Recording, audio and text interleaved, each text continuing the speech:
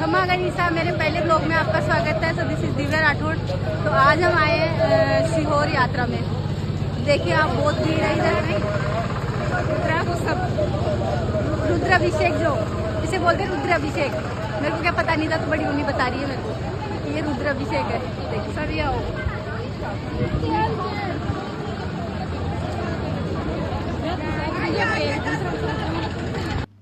जैसे ही हम यहाँ से अंदर एंट्री हुए, उसके बाद फिर मैंने दुपट्टा अपना ओढ़ा और उसके बाद हमने कंकर शंकर की पूजा करना स्टार्ट कर दी। उसके बाद हमने सबसे पहले तो जल चढ़ाया। ये देखिए आप, इसमें मैंने जल चढ़ाया। फिर उसके बाद धीरे धीरे करके मतलब पूजा करनी स्टार्ट कर दी। मैं भी थी यहाँ, मेरे साथ वाले भी थे, सब लोग। और देखो आप, पीछे भीड़ भी बहुत है, सब लोग यही कंकर शंकर की पूजा कर रहे हैं। उसके बाद फिर मैंने लगाया भोले बाबा के चंदन। ये देखिए आप, पूरा प्रोसेस मैं आपको दिखा रही हूँ इसमें कैसे कैसे पूजा की जाती है। यहाँ पे ये हो रही थी शिव पुराण, उसमें गए हुए थे हम। फिर उसके बाद मैंने लगाया चंदन भोले बाबा के। ये देखिए आप, जैसे जैसे मेरे को पास वाले बता रहे थे उस हिसाब से मैं पूजा कर रही थी। मैं भी क्या फर्स्ट टाइम ही गई थी यहाँ पूजा करने के लिए। तो ये देखिए मैं यहाँ पूजा कर रही हूँ। फिर उसके बाद मैंने लगाया यहाँ पे, मतलब जैसे ये बेलपत्री थी और धतूरे थे, ये सब मैंने वैसे समर्पित करे भोले बाबा के, उनके लगाया। फिर मैंने चंदन लगाया सबके चंदन लगा के पहले उनको साफ़ करा, धोया, जैसे जल था उससे साफ़ करा। फिर उसके बाद उनके लगाया चंदन लगा के फिर मैंने उनको समर्पित कर दिया। और फिर जैसे जैसे पूजा हो रही थी, वैसे तो पूरी परफेक्शन से तो पूजा आ रही नहीं थी मेरे को, लेकिन फिर भी मैं पूजा कर रही थी। उसके बाद मैं साथ के साथ वो भी बोले जा रही थी, जैसे प्रदीप मिश्रा जी बोलते हैं श्री शिवाय नमस्तुभ्यम। तो साथ साथ में मम्मी ने मेरे को बोल के भेजा था कि ऐसे भी करना, वहाँ पे श्री शिवाय नमस्तुभ्यम भी बोलते रहना। तो वैसे वैसे मैंने, जैसे मम्मी ने बोला वैसे वैसे पूजा भी स्टार्ट कर दी थी। धीरे धीरे कर रही थी मैं, धीरे धीरे कर रही थी पूजा। फिर उसके बाद मैंने जल में से धतूरे को साफ़ करा। फिर उसके बाद धतूरा भी समर्पित कर दिया।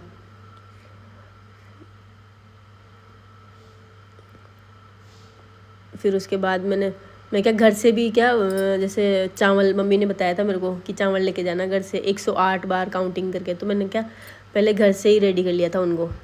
फिर उसके बाद मैंने क्या करा, सबको पहले हाथ में लिया और उसके बाद एक एक करके फिर मैंने जैसे जैसे जैसे चावल समर्पित करी थी वैसे वैसे फिर जैसे एक चढ़ाया मैंने, फिर बोला श्री शिवाय नमस्तुभ्यम। फिर दूसरा चढ़ाया तो भी ऐसे ही बोला। ऐसे करके एक एक करके मैंने चावल समर्पित करे धीरे धीरे। ये देखो आप, पूजा पूरी मैं आपको पूरी दिखाऊंगी मैंने कैसे पूजा करी यहाँ पे, कैसे हम बैठे थे, कहाँ हमने मतलब पूजा करी। यहाँ ना मतलब छोटे छोटे पत्थर होते हैं, उनकी पूजा करते हैं, वहाँ बोलते हैं कंकर शंकर उनको।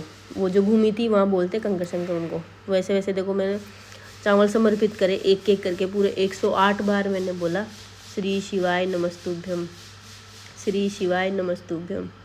वैसे कर करके मैंने पूजा स्टार्ट कर दी। ये देखिए आप भी आना कभी, बहुत बहुत मज़ा आता है यहाँ पे। मतलब यहाँ देखने को भी बहुत कुछ है। अंदर अभी मैं आपको दिखाऊंगी थोड़ी देर बाद। मतलब अंदर का व्यू भी बहुत अच्छा है। मतलब बहुत बड़ी कृष्ण जी की मूर्ति है यहाँ पे, बहुत बड़ी शिवलिंग है। और जैसे जहाँ पे ये प्रदीप मिश्रा जी विराजमान होते हैं, वो जगह भी बहुत अच्छी बनाई हुई है। कभी आना, आपका भी आना हो तो सीहोर में है ये कंकर शंकर।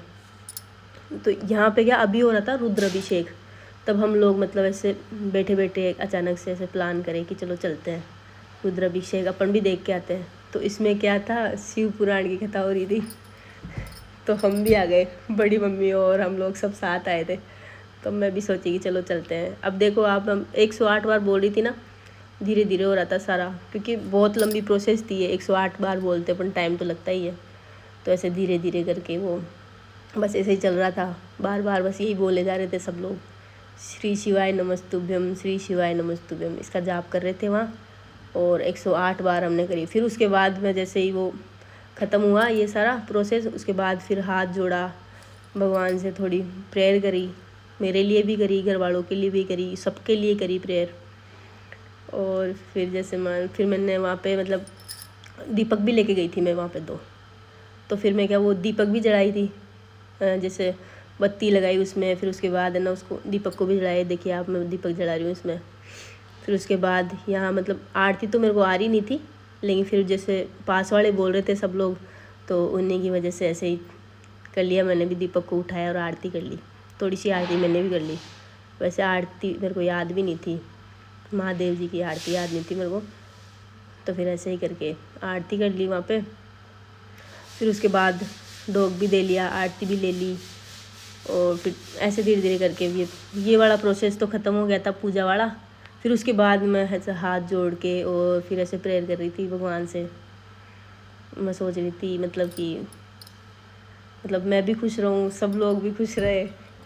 मतलब ऐसे है कि जैसे अपन सोचते ही है ना, दूसरों के बारे में भी तो सोचते हैं थोड़ा बहुत, तो इस वजह से मैं थोड़ा पूजन कर रही थी ऐसे बैठे बैठे। और फिर ऐसे ऐसे करके मतलब बहुत टाइम निकल गया था पूजा करते करते, कम से कम 7-8 मिनट की पूजा हो गई थी। फर्स्ट टाइम ही करी थी वैसे मैंने पूजा इतनी लंबी, मैं क्या कभी इतनी पूजा करती भी नहीं हूँ। तो फिर है ना, फिर ऐसे करके पूजा हो गई हमारी। और फिर ऐसे बड़ी मम्मी और से मतलब ऐसे बोलने लग गई थी मैं बीच में कि अब हो गई क्या पूजा, क्योंकि फ़र्स्ट टाइम था मेरा, तो मेरे को पूजा पता भी नहीं थी कैसे होती है। तो फिर ऐसे करके पूजा चलती रही थोड़ी देर तक। ये देखिए आप,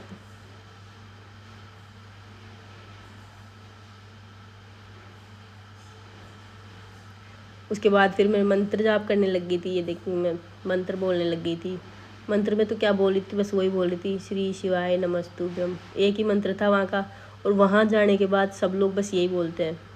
प्रदीप मिश्रा जी कहते हैं, एक लोटा जल सारी समस्या का हल। तो वही करने हम वहाँ गए थे। तो उनकी वो जैसे अभी वहाँ चल रहा था शिव महापुराण, वो सुनने आए थे हम यहाँ पे।